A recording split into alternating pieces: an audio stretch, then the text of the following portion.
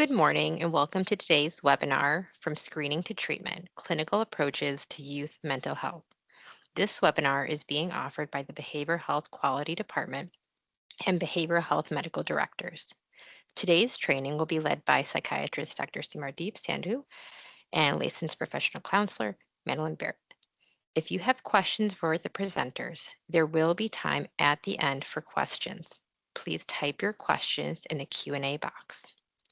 All right, Madeline, take it away. Good morning. Thank you, Christy. Good morning, everybody. Thank you for joining us today. Today, we're going to talk about from screening to treatment, clinical approaches to our youth mental health. And so we can go to the next slide. So this is just our disclosures for Dr. Sandhu and myself that we are employed by HCSC. Next slide. And so a little bit of what we'll discuss today. So we'll definitely talk about our common factors impacting our youth mental health. We'll talk about early identification and mental health screening, connecting youth with the appropriate mental health treatment, supporting, building rapport, setting boundaries with our youth, and trauma-informed de-escalation techniques.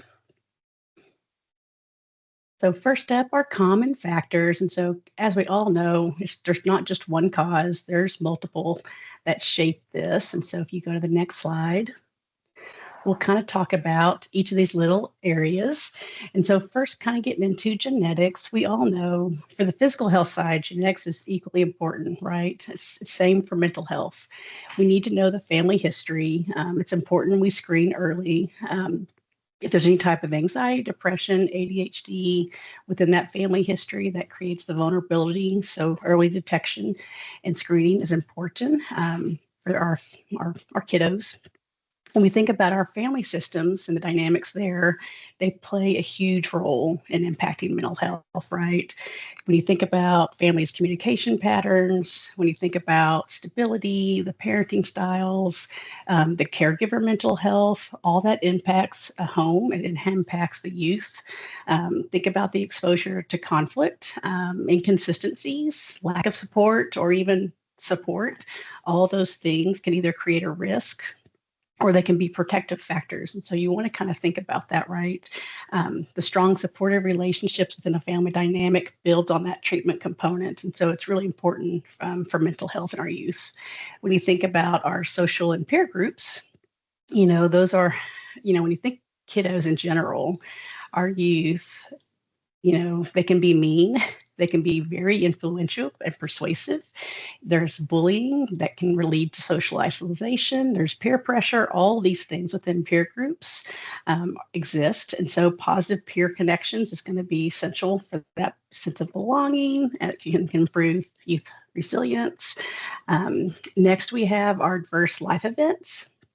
And these are things like trauma, loss, abuse, neglect, major life events and disruptions can have an immediate and a long-term effect. It can impact behavioral health changes, emotional dysregulation. It can impact academic decline. And so I think in these components, it's really important that our trauma-informed care comes to play, which we will talk about here a little bit later. But as clinicians and providers, we kind of want to make sure we're asking ourselves what happened and ask the kiddos what happened rather than what's wrong with you. And so it's really important, how these things all play a role. When you think about societal and environmental stressors, our youth take on all of this as well, right? It creates a chronic stress for them. If poverty is being impacted, community safety, violence, housing instability, access to care, all these type of things impact both the youth mentally and physically. And then we have our modern day influences. And this is a big one, right? Our technology and social media. Our kiddos at 2 years old now have phones who can probably navigate the phone better than I can. And so when you think of the impact there's both, again, there's positive and negatives, which we'll get into. We also have our system level challenges. They're like unfunded school systems, not having the resources they need to help our youth with mental health. We have a fragmented care system. Sometimes, rural areas don't all have the providers. And so early identification is harder in these areas. But these are all things that we'll talk about here a little bit more. the next coming slides. But overall, when you think about the factors, all these things together as a clinician, provider, we have to take a comprehensive, holistic approach. We have to look beyond the symptoms to really fully understand what's happening with our youth, what they're experiencing, and how to help them. And so, things to keep in mind. So as we go into our next slide, let's talk a little bit about our social media and technology. And again, we are no strangers to this, right? We live on our phones and our laptops. And so the statistics are not surprising, 40 and 95%, right? Impacting our youth. That's a big number, right? And I'm sure it's probably bigger. There are pros and cons to everything, right? Social media can bring that community connection, but at the same time can be harmful. There are predators, there is bullying, there's these risk-taking challenges. All these things are real. And so the key will be, what do we do with that? How do we teach our families? How do we teach our youth those boundaries? And how do we play a role in that? We'll go to the next slide. And so here it just kind of breaks down a little bit of what our influences are. So again, it does create, positive, cool, creative learning opportunities. They do become tech savvy. I think my nephew, 5 years old, knows the phone and technology better than I do. They pick it up very quickly, right? These are low dopamine hobbies, and there are positive things that come from it, that we all take from. However, when you look at the other hand, the excessive use of technology, it can lead to all these other things, right? The anxiety, the sleep, the attention problems, the low self-esteem, where all those things take a true impact. And so we have to find a balance. We have to be aware of the signs of what these things, can contribute to the mental health of our kiddos and our youth. Next slide. So let's talk a little about underfunded schools. Hopefully we have some school clinicians on the call today. But if not, our underfunded school systems, these are extremely important. So here's just a few statistics that we pulled, where we are overall, we're lacking the staff that can help our kiddos. The funding's not there. We don't have the licensed clinicians to see our kiddos, and there is an increased need, overall with our schools. And so it's important that they do get the funding, for these services, because as you can see, it makes a difference.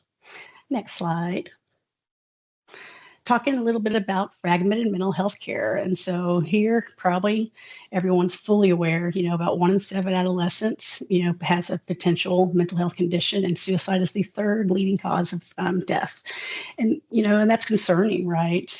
For our mental health care, we should have funding, and it's lesser than 2% goes to our children and adolescents. And so, and that's something we have to think about. We have to think about our rural areas. We have to think about, where are the providers? Where are the shortages? What's happening? And how do we get care to those communities? It's really important that everyone has access. And so as part of this, we have to be mindful of how do we tackle those things. And so any questions there? I guess I'll have questions at the end. And so next slide. Next, I will pass the ball to Dr. Sandhu for early identification. Thank you, Madeline. And so I'm going to discuss a little bit about that early identification, why it's so important, as well as some of those mental health screening tools that are available and relatively quick, so we can get that assessment done and get these adolescents the care that they need. Next slide, please. So as Madeline mentioned, adolescent mental health conditions such as depression, anxiety, and behavioral health disorders are amongst the leading cause of illness and disability in adolescents. And so that 1 in 7 adolescents has a mental health disorder, and horribly, suicide is the third leading cause of death amongst those aged 15 to 19. Mental health concerns in this age group also can include psychotic disorders, eating disorders, substance use disorders, and mood disorders. And so despite how common some of these conditions are, many remain unrecognized and untreated. There are several barriers that contribute to that underdiagnosis and undertreatment of mental health disorders. Adolescents experiencing mental health conditions are often more vulnerable to social exclusion, discrimination, and engagement in high-risk behaviors. And many teens are hesitant or resistant to asking for help, which can further delay treatment and support. And so early identification of adolescents who are struggling is just really essential to ensure timely intervention and to begin appropriate treatment, whether that's counseling or medication. Although stigma surrounding mental health has improved in recent years, it continues to be a significant obstacle to both diagnosis and treatment. Some additional challenges, as Madeline mentioned, includes limited access to care in certain states, especially in rural areas, as well as the cost and time required for treatment. Unfortunately, ongoing stigma related to psychiatric medications also remains a key factor, preventing many adolescents from accessing the critical mental health services that they need. Social isolation is another significant barrier. We really saw this during COVID, and so it serves both as a risk factor for mental illness as well as a consequence of it. Children who feel disconnected from peers and adults often experience poorer health outcomes and really may not be identified as needing help or feel able to seek it. And so in turn, mental health disorders themselves can further impair an adolescent or child's ability to connect with others, affecting relationships at school, at home, and extracurriculars. Next slide, please. So importantly, there are so many changes occurring to these adolescent years that can be difficult to fully understand what's going on. And there are many behavioral health diagnoses that have overlapping symptoms, and a thorough and comprehensive evaluation is necessary to ensure that the proper treatment is received. So for instance, ADHD, which we see a lot in this age group, can mimic symptoms seen in other diagnoses. And so for instance, while evaluating ADHD, it's important to rule out co-occurring disorders and common misdiagnosis because many of those conditions can present with similar symptoms. ADHD symptoms can overlap with anxiety disorders, depression, PTSD, OCD, making accurate assessment essential. And so in some cases, symptoms may also resemble behavioral conditions like oppositional defiant disorder, conduct disorder, or learning disorders. And so, for example, inattention may not always be caused by ADHD and could instead result from dyslexia or other learning differences, stress or worry related to home or school, boredom, fatigue, or PTSD related dissociation. And so careful evaluation helps ensure that the underlying cause of symptoms is correctly identified and then appropriately treated. And so best practices for differentiating mental health conditions in children include conducting a comprehensive evaluation that reviews all the contributing factors. And it's important to rule out also medical conditions that may present with similar symptoms, such as hypothyroidism that appears like depression. And so gathering information from caregivers, teachers, healthcare providers really helps to create a more complete understanding of the child's behavior and functioning across different settings. Especially using child-centered language during an assessment can help children feel more comfortable and understood. And questions should be structured around the way mental health disorders commonly present in children, as symptoms may differ from those seen in adults. Next slide, please. So going back, what are some early identifications or warning signs? And so in kids and adolescents, they may not tell us how they're feeling, but we can observe, we can see signs. Behavior is often a form of communication, and certain warning signs may indicate something's wrong or something's off. And these can include poor school performance or school refusal, changes in mood, behavior, personality, or noticeable declines in personal hygiene. Other signs may involve trouble sleeping or sleep disturbances, sleeping too much. We must also take in consideration the complex effects of puberty and adolescence, which can sometimes have symptoms present differently across genders. Additional indicators include withdrawing from social connections, experimenting with substance use, and an increase in risky behaviors like unsafe driving, unsafe sexual activity, or excessive isolation, really getting into social media. Each child can just be so different in how they present. They're all starting from a different personal baseline. And so what might look like depression or anxiety for one teen may look very different from another. It's the individual change that's important to monitor for. So next slide, please. So a great place for providers to start are screening tools. Many of these are pretty straightforward, short, can take several minutes. And so I'm just going to go through and highlight a few here. The PHQ-9 is a self-reported screening tool for depression based on 9 questions derived from the DSM criteria for depression. It takes like 3 to 5 minutes, and for a score, and then it's scored. For instance, we become concerned when it's right around 10, which would be moderate depression. A score greater than 10 has an 88% sensitivity and specificity. So just in 3 to 5 minutes, we were talking about a really good tool. The GAD-7 is also a self-report screening tool that takes less than 5 minutes. And so it measures 7 symptoms associated with generalized anxiety disorder and will screen and grade the severity of anxiety. And it also has a sensitivity and specificity in the 80th percentile. Conners is one of the tools used to assess for ADHD, others being the Vanderbilt SNAP-9. These tools can help to filter out SNAP-4. These tools can also help to filter out diagnoses with symptom overlap that I discussed earlier. With some ADHD tools, input from teachers and caregivers is essential, so some of those do take a little bit longer and require coordination. Other tools listed here are for substance use, like the CAGE and Audit C. Both, again, are quick screening tools. I also do want to point out we do have guidelines, for instance, here for those antipsychotics, where we want to have screening like baseline glucose, A1C, cholesterol, prior to starting medication, and it's pretty standard to get it 3 months, then yearly. And there can be some additional monitoring depending on the medication, and that can include weight amongst other items. Next slide, please. And throwing it back to Madeline.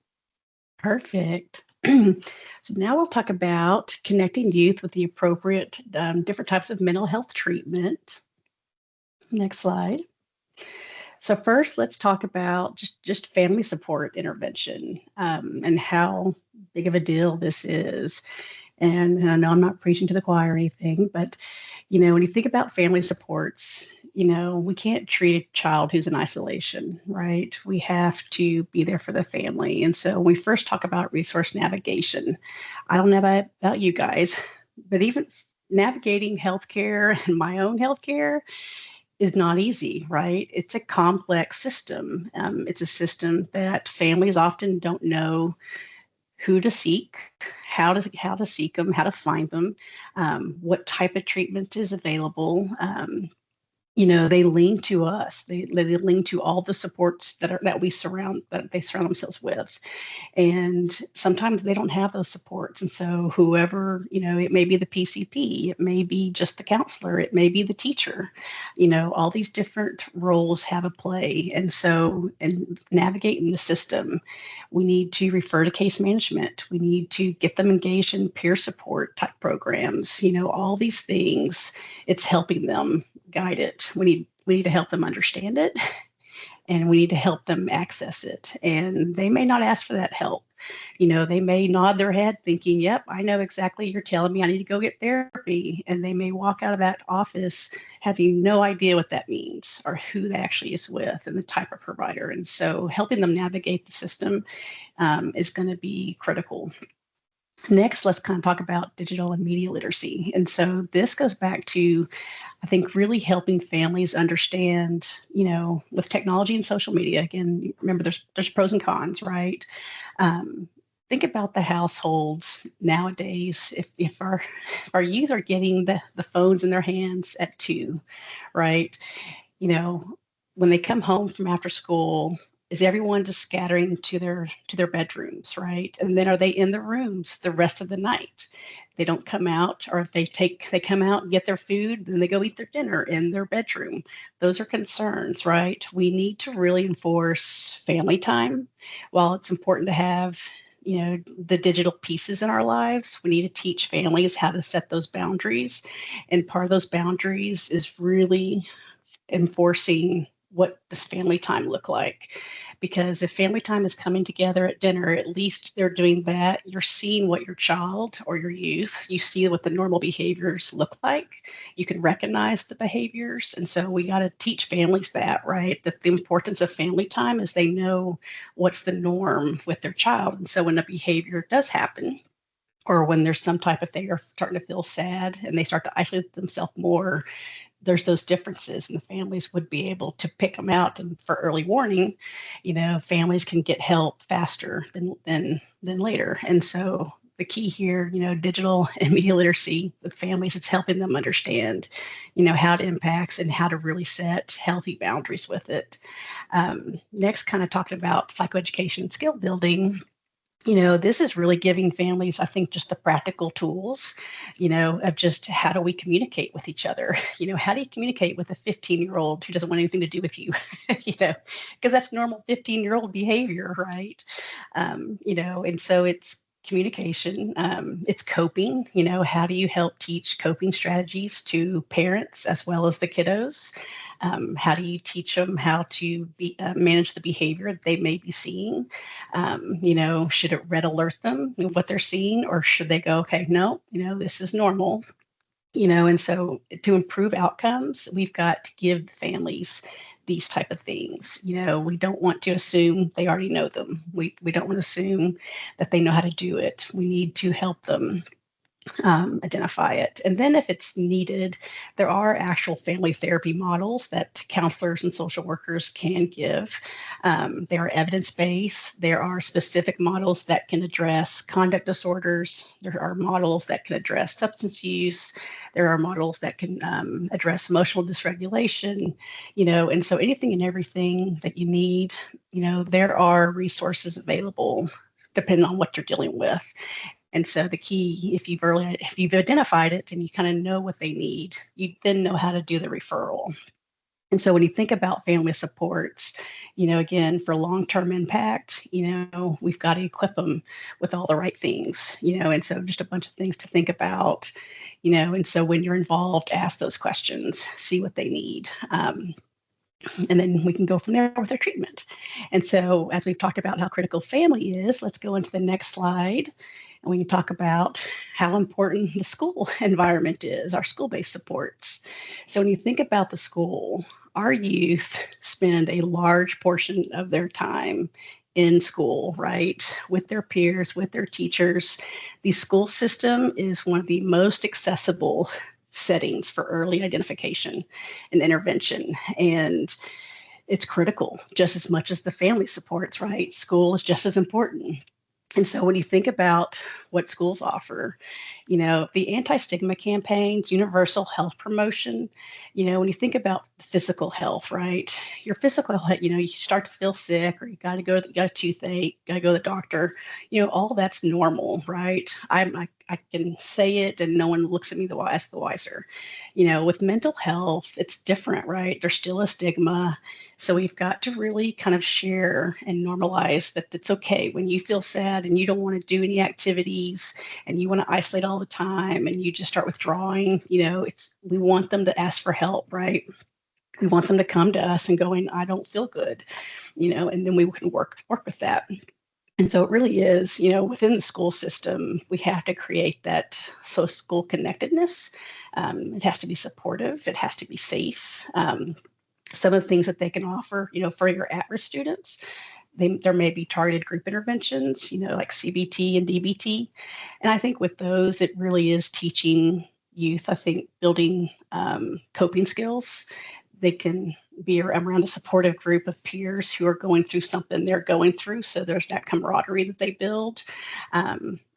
For our school clinicians on the call, everyone probably knows what an IEP is. And so individualized treatment plans and referrals are critical, and this is where we can really then do those outside referrals for other care if it's needed, and bring in, a team of professionals, because at the end of the day, it takes a village, right, to support our families, to support our youth. And then we need to think about our trauma-informed care in school systems. Trauma-informed care, again, we create a safe place. It's a predictable environment. But at the end of the day, all of our school systems have that safety preparedness, right? And all the kids and teachers, they know what to do for that tornado drill, that fire drill, the school lockdown drills. They know what to do, and so as clinicians, as teachers, principals, providers, we have to be prepared for all situations, right? Even though we are safety prepared, we have to think about that as well. So keeping our environment safe is going to be critical. So what do you think? It's our family plays a huge part.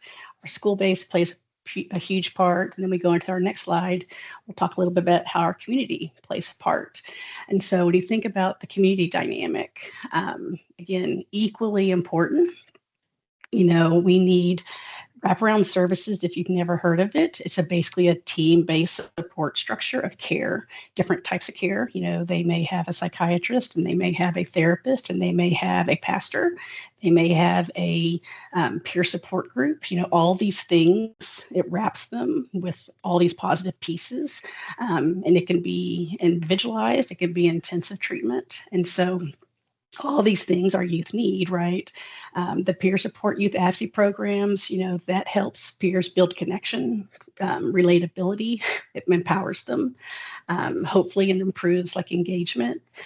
Similar to the school system, for communities, we need to do our mental health promotion, those anti-stigma campaigns, prevention campaigns, awareness campaigns.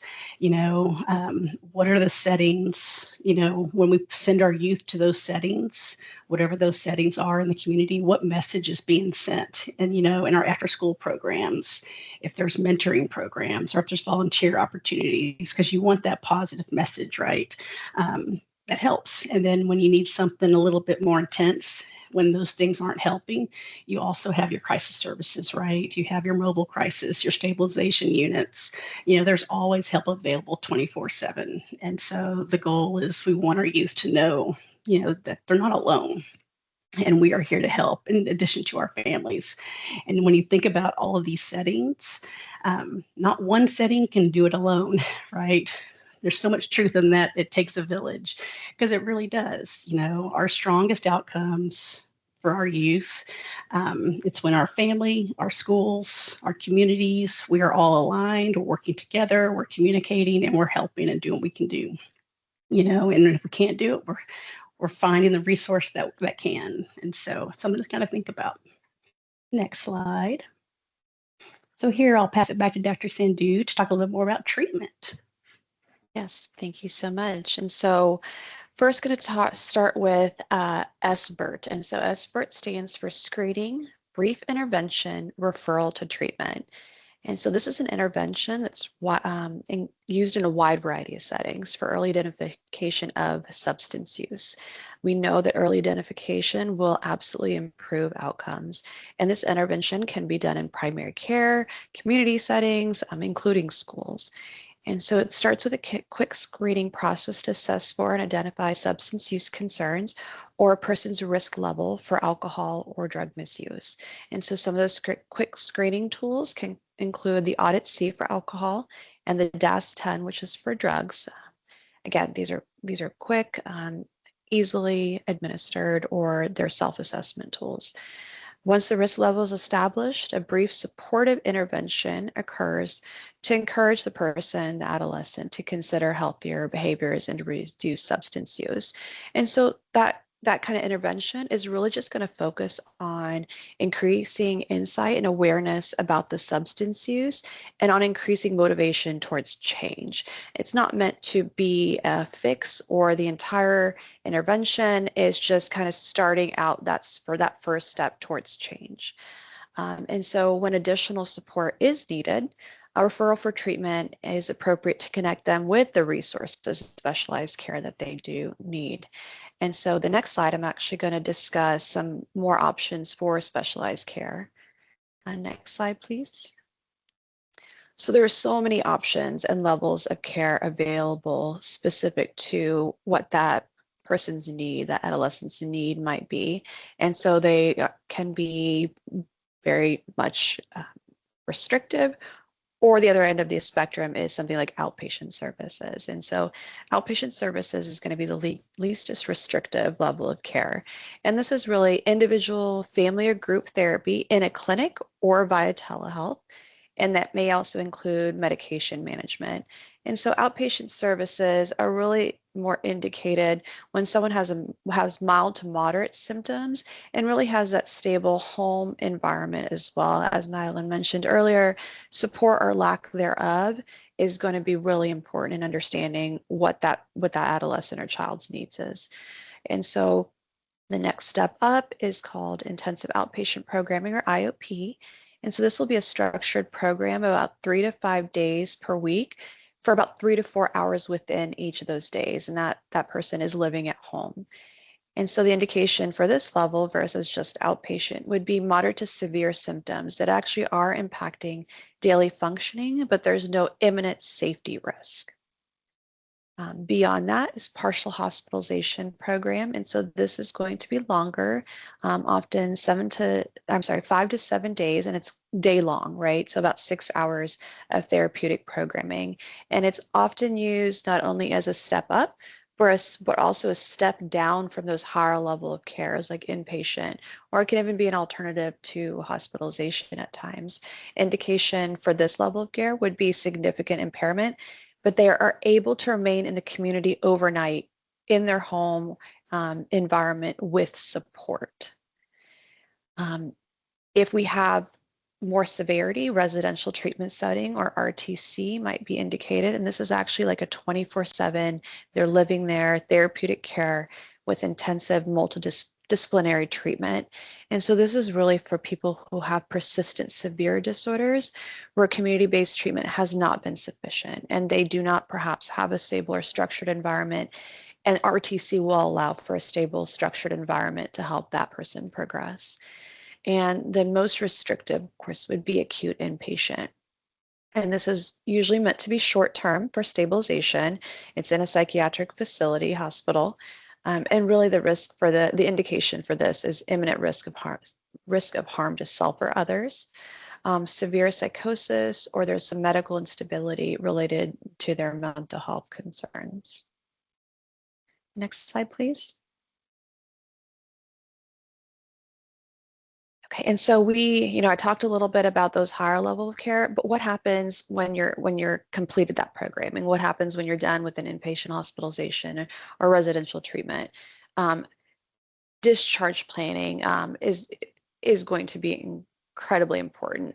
This whole continuum is vital to ensure that people continue to receive the appropriate support and structure.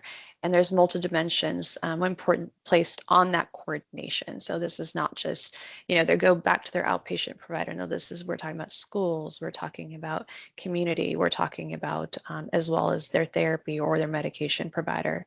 And so discharge planning, it really has to start as soon as that person or adolescent's in that different level of care. It's got to begin at admission, and it should include clear aftercare plans, scheduled appointments, and communicate safety plans. So safety planning, what's going to happen when I am at home at night with my family? What is our family structure going to be? What plans are we going to put in place to make sure that adolescent has the support and structure that they need to remain safe or continue to progress? Warm handoffs. And so this is a direct provider-to-provider communication between the discharging and receiving clinicians. So that's, discharging from an IOP level of care, that they need to make sure that they're communicating with school and providers to ensure that patient has the support that they need at step down.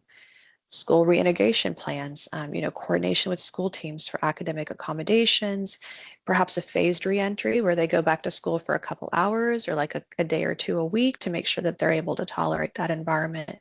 And that ongoing support is going to be huge. Of course, caregiver involvement. Families receive crisis response plans, safety planning, psychoeducation, including about medication guidelines, and also understanding what follow-up resources are available in their area. Again, whether that might be telepsych in clinic settings. And as I mentioned at the very beginning, long-term monitoring. And so especially for youth on psychotropic medications, regular monitoring of metabolic, cardiovascular, and then behavioral outcomes is essential. Is it doing what it's supposed to do? Are these continuing to be the most appropriate medications? So next slide, please. And turning it back over to Madeline. Okay, thank you. Next, so as we talk about all of our delivering our treatment, right, from our family system, our school system, our community system, and then our intensive inpatient, outpatient type of treatments, it is really important we talk about how do we show up as clinicians and providers. And so we're going to dive a little bit deeper into our building rapport and setting boundaries. So go to the next slide. So let's talk about rapport. Why does it matter? Trust, safety, collaboration. Trust is the foundation, right? If you don't have trust, we're not getting very far. We all know this, right? And it takes time to build trust with anybody, right? It takes time. And, how do we do that, right? We have to listen. We have to strengthen the engagement. We have to have all those pieces across each of those different treatment intervention platforms and decide, okay, how do we create this space for our youth? How do we create a non-judgmental space? We want our youth to feel seen, heard, respected. All those things are going to be important in building that rapport. Next slide.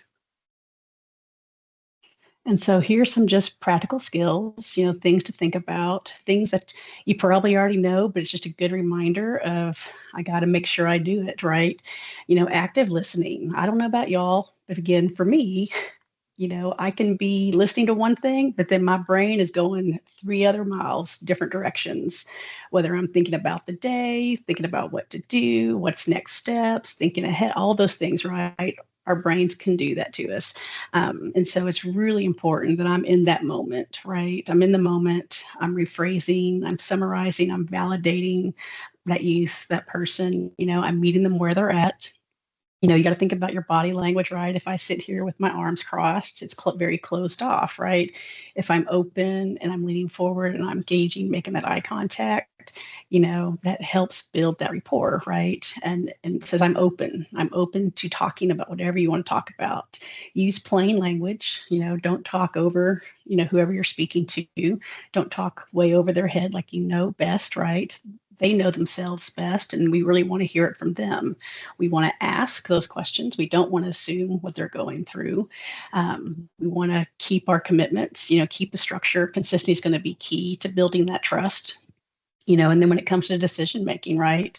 There's oftentimes we want to tell them, don't do that, do this, right? It's got to be a collaborative process. They've got to come up with those ideas of what's best for me, and we can help guide it and steer it the right direction. But ultimately, it's up to them. We learn best through mistakes, unfortunately, right? And hopefully it's not a mistake that we can't fix. But at the end of the day, hopefully we're there for building that rapport and that trust. They will open up. They will talk with us, and we'll be able to know how to help. Next slide. And so as rapport is essential, right, let's now talk about boundaries, because these two go hand in hand to be effective. When you think about why boundaries matter, again, they promote that trust and safety, right? They give a predictable environment, that's therapeutic for the youth. They know what they're walking into when they come into your office. They know what to expect with you. Those things are going to be huge, right? Boundaries are important because they also reduce, as a clinician and provider, they reduce your risk of ethical violations. They do protect you and the client. It also helps you prevent burnout and compassion fatigue, which are very real things. Without clear boundaries, even the most well-intentioned actions, it can blur the roles. It can impact the outcomes potentially negatively that you don't want. We have to protect the integrity of our relationship to maintain that trust, and because if we don't, we're not going to help them the way we need to. And so let's go into the next slide. So here's just some different, I think, common challenges that as providers that we deal with. But, according to what license you may have, there are definitely rules, and you need to make sure we all need to know those rules, right? And so, to have good rapport, we have to have good boundaries. And so when you think about dual relationships, roles outside of the treatment, this does blur objectivity. It does create conflict of interest. So you have to be really careful and you have to be mindful and set those boundaries with your clients, with your youth, whoever those people are. When you think about over involvement or favoritism, that is for sure a real thing, right? We don't necessarily love or like everybody we meet. And then there are people and youth that we initially connect with where just that dynamic, right, builds faster than some. And so you have to pay attention to those signs. You have to know how you operate and be very self-aware of how you're treating and not judging, and you're not creating a dependency. You're not getting too overly involved, and so you don't want that to undermine the relationship or the judgment to work. Consistency is going to be key here. And then you got gifts and social media requests. Man, as a clinician, the first time I got a social media request, and I thought I had my stuff all in lockdown where you couldn't find me, I was found. I didn't know how to deal with it. My very first one, I'll never forget it, right? And because you're like, oh, this is a turning point. I'm either going to make or break my relationship with this person. And so you have to be very clear. What are your boundaries, especially with youth? Youth will take it harder, right, than adults. And, and they will personalize it. They will take it inward. And so you have to be really clear. Don't blur those lines, have those boundaries in place, and you have it consistent across everybody. Next, when you kind of look at the time and availability outside of sessions, we're not superhumans. We shouldn't be superhumans. We might try to be superhumans, but being overly available and always being available is just not realistic, right? As much as we want to be there for our youth and our kiddos, we just can't be there 100% of the time, right? That's why it takes the village. And so, again, the boundaries, it's going to help you from burning out. It's going to help you from having compassion fatigue, again, which are very real things. And so, again, these things are important. And it's something to just kind of remind yourself, of what do you have to do to protect yourself that protects also your youth that you work with? Because at the end, it just supports more long-term positive outcomes. Next slide. I'll pass this back to Dr. Sandy. Thank you, Madeline. So building further on what Madeline just went over, as we interact with our kids and adolescents, what do we do when a situation has escalated? We've built that foundation. Now, what do we do? Next step. Next slide, please. So effective techniques and practice for supporting children and adolescents includes offering choices to help increase their sense of control and using grounding techniques for when they do feel overwhelmed. Giving them control back can feel very huge for them. It's important when a situation is escalated that we reduce that environmental stress, such as excessive noise or crowding, to help create a calmer atmosphere. Also communicating at that child or adolescent's eye level, we seem less intimidating. It can help build trust, comfort. We need to be mindful of our body proximity, especially if there's a history of trauma. Don't avoid cornering them or invading personal space, because those can feel very intimidating. And so really creating a child and adolescent friendly environment helps promote safety, engagement, and emotional well-being too. Next slide. So understanding crisis escalation is really important, because a crisis is usually a temporary loss of coping skills and really can impact a person's emotion, behavior, and ability to think clearly. So early recognition of warning signs can help prevent harm and restore safety before the situation worsens. So we've done some things as discussed in the previous slide to help that environment. But how do we recognize when things are kind of starting to get heated and intervene before it gets really bad? So common signs of escalation we can keep an eye out for is increased agitation or pacing, rapid speech, yelling or threats, or even the opposite, withdrawal, just shutting down, seeming like they're confused and not in touch with what's happening around them. And so recognizing these behaviors early allows caregivers, healthcare providers, support staff, school environment to intervene in that calm and supportive way, because the overall goal is to really identify that escalation early, quickly respond to de-escalate the crisis, and maintain safety for everybody that's involved. Next slide, please. So again, de-escalation strategies really involve maintaining calm and supportive interactions, again, through our environment and how we're interacting as well, to help the adolescent kid feel safe and understood. And so we need to first regulate our emotions. We need to model calm behavior. We need to make sure that there's not sudden movements. We're not commanding them. We're allowing them to take control of the situation a little bit. We really don't want that, any sort of power struggle that's going to escalate or increase distress. And so it's really important to also validate emotions without judgment, while also prioritizing our physical safety and not making things worse psychologically as well. And so some trauma-related signs can be hypervigilant.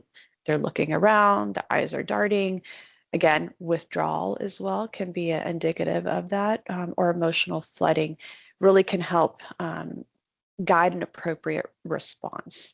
And so using a calm and respectful tone, again, not making any sudden movements, not doing anything to increase that their sense of loss of control, also reduces the risk of re-traumatization in that more therapeutic supportive environment. Next slide, please. And back to Madeline. Coming off of mute, let's talk about a little bit of self-care and professional support. So at the end of the day, we have to take care of ourselves. We all know this. It's not always easy to do sometimes because we put our hearts and souls into this, into our youth. And so, we're prioritizing your rest, your emotional recovery. It's okay to take that break. You may need a peer consultation, and that's okay. That's what we are here for. We are here for each other in addition for who we serve. In addition to, a healthy provider equals, healthy clients, right? At the end of the day, it is reflect on your personal boundaries, reflect on the boundaries that you have in the clinical setting, because it's okay to set those limits. It's okay to share. You share that with them, right? Here's the limits. Here's what we can do. You're modeling that professionalism, that respect, and there's always others there for you if you need help. And so we do practice saying no with empathy. We get, it's not always easy, right? Especially when you're given the gift. Those are the hard challenges sometimes with our kiddos. And so in our youth. And so just things to think about of just ways to take care of you, so you don't feel guilty. We all need to do it. Next slide. And so here's just some normal resources, for all of our youth, our families, if you don't have a resource sheet that's just on hand, you can easily give out. They are great to have. Here's some different sites for you as well as the clients you serve and our youth. Going to the next slide. And then here's some videos. These are member educational videos that we have put together. We would love for you guys to, if you click on the QR code, it takes you to a nice video. These are for clients, for our youth, for anyone who may just want some education when we think back to those anti-stigma campaigns and trying to really, normalize it's okay to ask for help. Here's some videos, stick these in your offices, stick them in your patient waiting rooms. The goal is just to get the word out. We do have a bunch of different types of videos. So if this is something you might be interested in, please email us. We would love to share if you would like to get them out there. But here's just a small sample that you are able to share with your youth, your clients, and families. Next slide. And that's all we have for today. And so we appreciate everybody coming. I'll pass the ball back to you, Christy. Great. Thank you, Madeline, and thank you, Dr. Sandhu. This has been a great presentation this morning. We have some questions coming in the chat. What are focused on our webinar deck and CEUs. So just so you all know, you will receive an email link to complete an evaluation and attestation for the CME or CEU after 24 hours after this webinar completes today. You will do that at the site that you registered at. And if you'd like a copy of today's slide deck, you can also download a copy at the same site that you registered and you received the CME and CEU. We're just going to keep it open for a few minutes to see if there's any other questions that come into the chat. But again, this is great information today, and really appreciate you both taking your time this morning to share with us.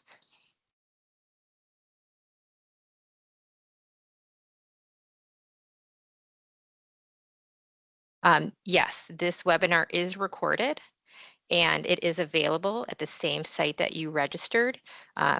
This training, as well as any of our past trainings, are available on that site. You can take them at any time. They're available to you as on-demand webinars.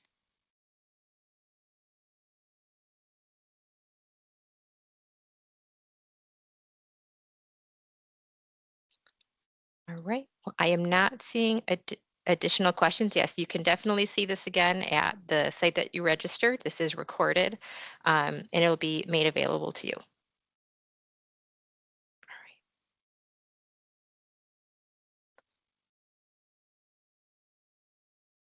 And as a reminder, this link to complete your evaluation and attestation will be emailed to you with the email that you registered with at the site that you registered for this training 24 hours after completion today. And you can also receive a copy of the slide deck and rewatch today's webinar.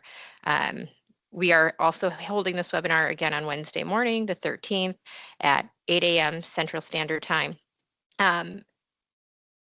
So this week's webinars will be available later in the week for y'all to review. And that link Please will be spread the word. Yes, yes. And this link, again, this link will be emailed to you with the email that you registered with, and then you can receive that a copy of the deck. You can watch the recording, and you can receive your CEU and CME credit at the site that you registered for today's training. All right. Well, with that, thank you all so much, and I hope you all have a great day. Thank you, everybody. Thank you, Christy. Thank you. Thank you. Thank you.